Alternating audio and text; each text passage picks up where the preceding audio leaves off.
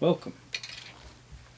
Today's story is called I Shouldn't Have Let the Stray Inside. Let me start off by saying that no, this is not some PTSD-induced incident. No, it's not the stress.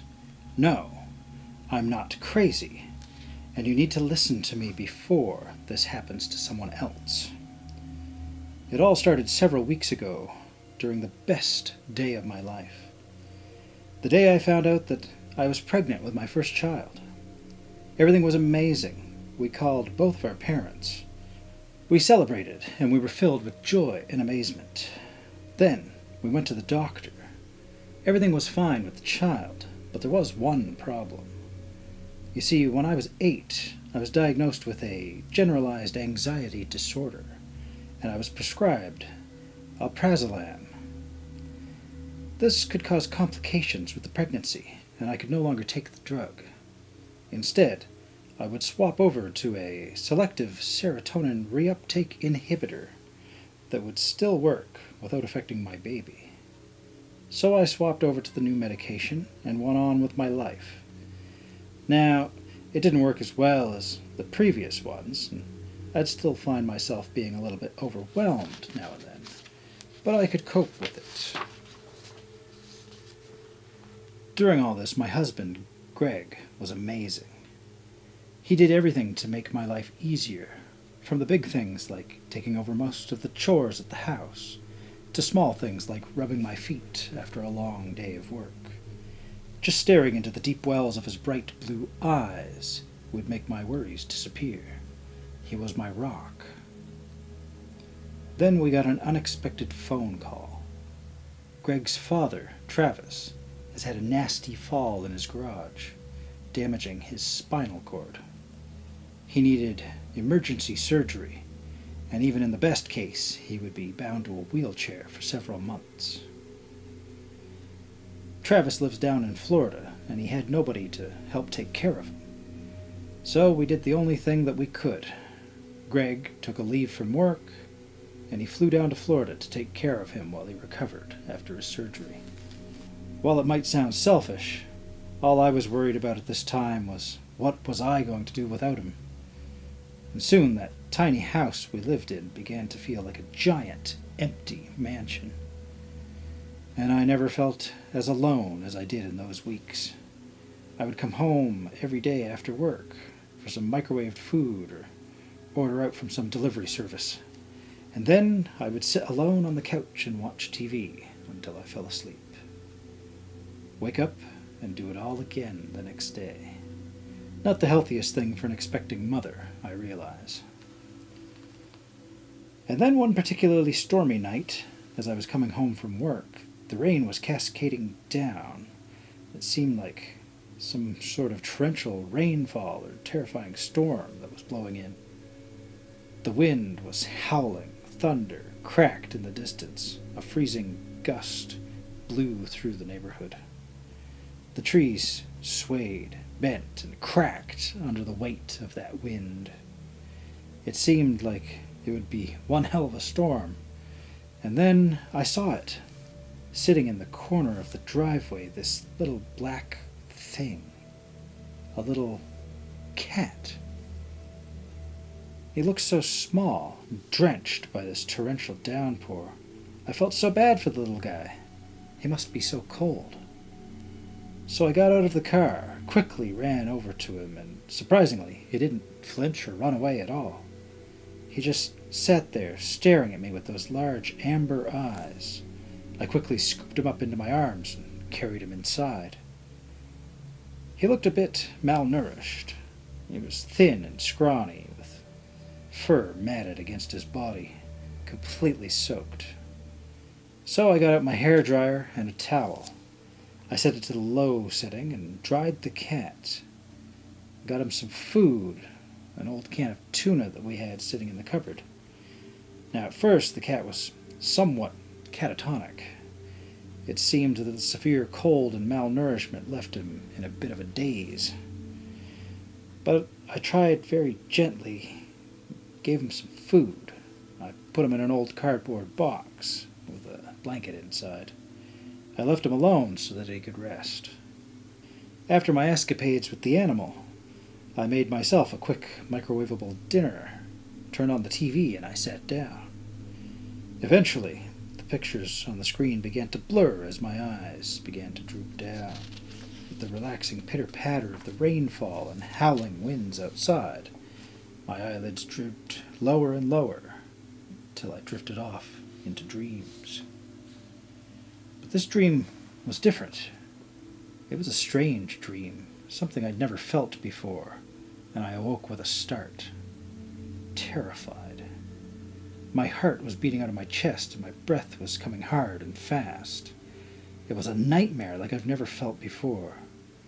Now, I don't remember any monsters or people hunting me down or anything like that. Not even a visual from the dream. The only thing I could recall was a feeling of something watching me, something very, very hungry watching me. I jerked open my eyes and looked around in a panic. I froze as my blood ran cold. Sitting next to me on the couch was that little cat, staring up at me with those large amber eyes. I noticed these eyes weren't normal. There was something wrong with them, something all too human in them. I freaked out. I jumped up and backed up away from it. Now please, don't judge me too hard for this. But I ran out of the room, opened the front door, grabbed a broom from the cupboard, and chased the cat out of my house into that dark, cold rainstorm. Then I slammed the door shut behind me and locked it tight. Only when that strange animal was outside could I relax again. Eventually, when I sat back down on the couch and started thinking it all through, I felt so stupid. It was just a cat. That weird, human-like intelligence behind its eyes was just in my imagination. Just some leftover from the nightmare that I had had. Honestly, reacting that badly, I shouldn't have chased him out at all. But I figured it was too late now, and after about an hour of sitting on the couch and drearily watching more shows, I fell asleep again. And when I woke up in the morning, I'd all forgotten about the cat, so I got off the couch and did my normal morning routine. I had a shower, got dressed, made myself some breakfast. Then I got ready to leave. When I reached for the handle to open my front door, something was wrong. I heard something moving outside the door. It wasn't big. It wasn't a loud sound. It was as if some small animal had started running away from my front door. Only then did I remember the cat from the night before. I started to feel bad. The poor animal must have been out there all night, trying to avoid the rainstorm. I could hear him running away, but there's not much I could do at this point. So I opened the door, took my keys, and went to work. From then on, though, it kept happening. Every time I got home from work, I would be able to hear the cat around somewhere, just out of my sight. Somewhere in the background, but never visible. When I would leave for work, I would hear him run away from the door. When I got back, he would run into the bushes in the corner of the driveway. I didn't really see the cat again, not for at least 2 weeks. But I could always hear him, and it bothered the hell out of me. I did attempt to befriend him again. I got some catnip from a local pet store and some cat food which I left outside. I hoped maybe I could repair the damage I did in this relationship with this cat. But things didn't get better. In fact, they got a lot worse. Eventually, I did see the cat again. I was making dinner for myself, and outside the window of the kitchen, I saw it sitting there in the corner, in the shadows. Those large amber eyes stared up at me from the bushes, and it filled me with some strange dread. Those eyes looked wrong.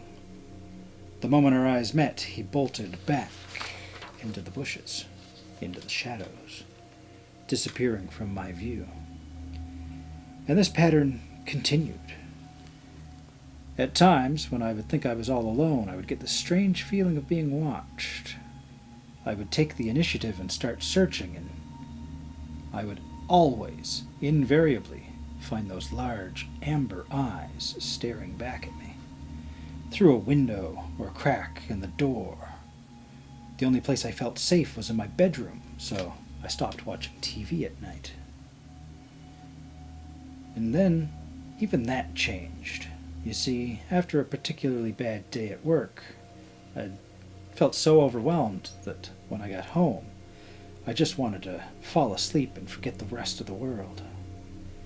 Then I heard some scratching, as if on the window. That wasn't possible. I was on the second floor of the house. And there was a window, but there were no trees outside of it. There was no easy way to access this. It isn't something that you could have easily climbed to.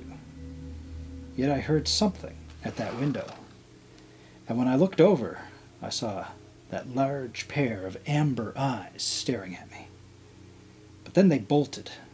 They dropped down 2 stories to the ground miraculously, and then ran off into the shadows again. This wasn't possible. How the hell would it even have gotten to the window? At that point, I'd had enough. I called the pest control specialist and told him there was a stray cat in my yard and I wanted it gone.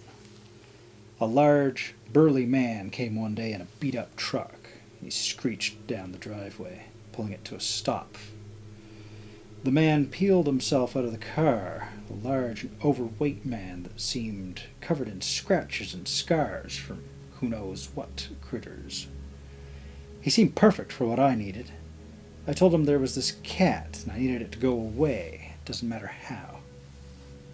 He looked at me and I could tell he was thinking I was a hysterical Karen type, but I didn't care. He said with a grunt, "Sure, I'll handle it. I'll put up some traps. It'll be gone by morning." But the strange thing is, I never did see the man again. He placed some traps around the yard and whatnot, but he never came around to collect them. I called his company's number, but nobody ever answered, and I had to assume that possibly he'd left town or forgotten all about my job altogether.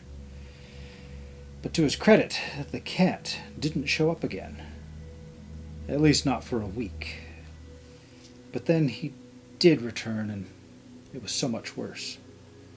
You see, he stopped hiding as much from me.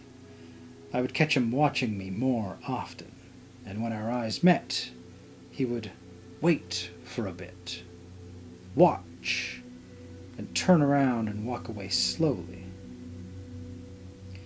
The more he watched me, the more I watched him back, and the more I noticed strange things about this cat. Yes, it had those human-like eyes, but there was more to it than that. Now that I stared at it, paying attention, I noticed that its front legs were longer than they should be. They honestly look a lot more like the length of a human arm. It just tucked them into its fur so that you wouldn't notice normally. Then there were its paws. I could swear it looked like they were almost thumb-like growths on the sides of them. Honestly, at that point I was pretty scared, so I called another pest control specialist. After a few days, they told me that there were no cats around. They couldn't find anything, and there was nothing to remove. Bloody idiot. So I tried another company, and then another. At that point, I had tried 7 different pest control agents, and none of them could find this bizarre cat. But strangely, at this point, I was starting to get less scared of the creature. It did deeply disturb me, but at the same time, it was always at a distance. It never approached me. Sure, it watched me, and that scared me, but it never did anything. So even though I saw it, I stopped feeling threatened. I just felt that it was wrong, so I decided that I would put it out of my head. that it was a source of stress I didn't need, and that I would ignore the animal and forget all about it. It largely helped. Even though I kept seeing the creature, I stopped getting scared. I stopped really doing anything about it. I just figured that it was a weird cat, and eventually it'll leave me alone. But that was a mistake. I should have gotten the hell out of there. I should have gotten a gun and shot the bloody thing. I don't know what I should have done, but I shouldn't have done what I did. Because the cat started getting more comfortable. It stopped running away when it caught my gaze. It stopped fleeing any time that I was near it. I would find it watching me for longer, but I just kept ignoring it. And then one night, I awoke in the early morning, but something was very, very wrong. I opened my eyes and looked around the room. It was dark, but I could still see a faint light coming from the curtains. But I couldn't move. My arms wouldn't respond. My legs didn't move. I couldn't roll over or move my head. I couldn't do anything. All I could do was blink. Now, at first, I panicked. I was freaking out. I tried desperately to figure out what was happening. But after a few minutes, I realized this had happened before, when I was a child. There were a few nights when I was affected by sleep paralysis, where I would wake up for a few minutes. I just wouldn't be able to move at all. Eventually, though, I would regain control of my body, so I'll be fine. I just have to wait it out and not stress. So I lay there for a few seconds until a sound broke the dead silence of the night. The sharp sound of breaking glass, but no footsteps. No sound of people, nothing like that, just breaking glass. Then the door handle moved. There were no footsteps, just the rattle of the handle. The door slowly pushed open, and with a loud creak, a small black form slithered in the room.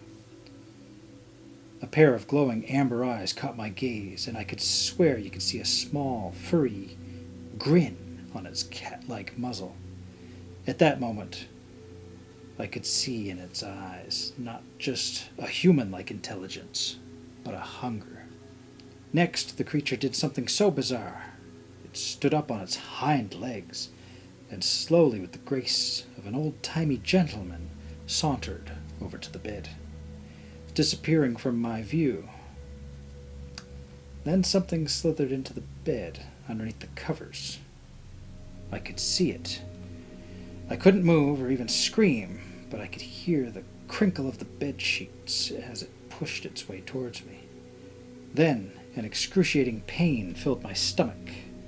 The pain was unbearable, never-ending, like something was tunneling through my flesh until eventually I blacked out.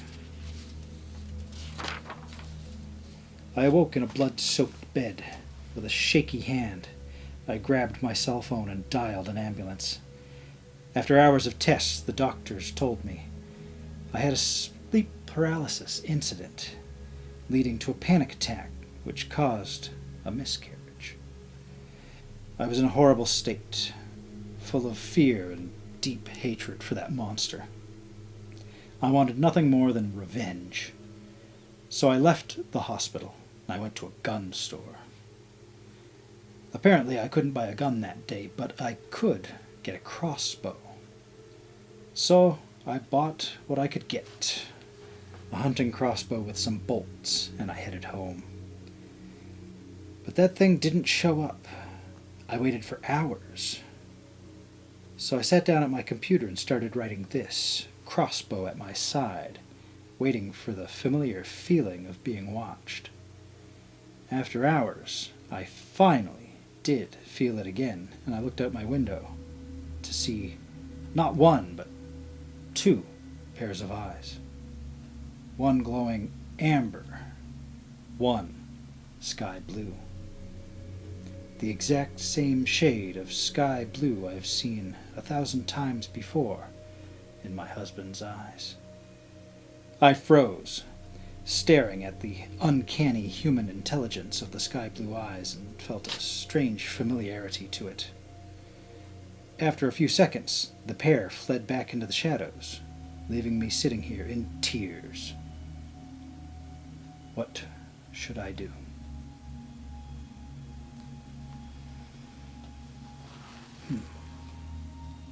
Quite the tale. There are many mysteries that I cannot explain about this one, but I think it goes without saying that was no regular cat.